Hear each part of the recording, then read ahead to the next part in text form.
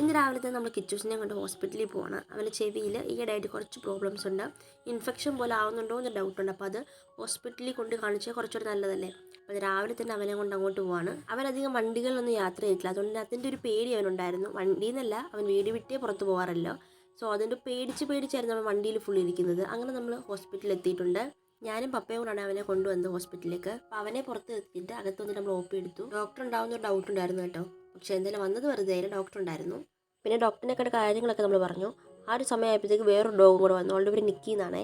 നമ്മുടെ കിറ്റൂസിനോട് ഇരിക്കാനും നിൽക്കാനൊക്കെ ഒരു പേടിയായിരുന്നു. പിന്നെ നിക്കി കൂടെ വന്നപ്പോഴത്തേക്ക് അവരവരുടെ കുടുംബം സെറ്റുള്ള പരിപാടിയിലായിരുന്നു. നമ്മുടെ കിറ്റൂസിന് ഇയറിൽ ഇൻഫെക്ഷൻ ആണ് കേട്ടോ. അപ്പോൾ അതെങ്ങനെ വന്നു എവിടെ നിന്ന് വന്നൊക്കെ അവന് മാത്രമേ ഇപ്പോൾ അറിയത്തുള്ളൂ. അപ്പോൾ ഡോക്ടർ ഒരു ഇഞ്ചക്ഷൻ എടുക്കാമെന്ന് പറഞ്ഞിട്ടുണ്ട്.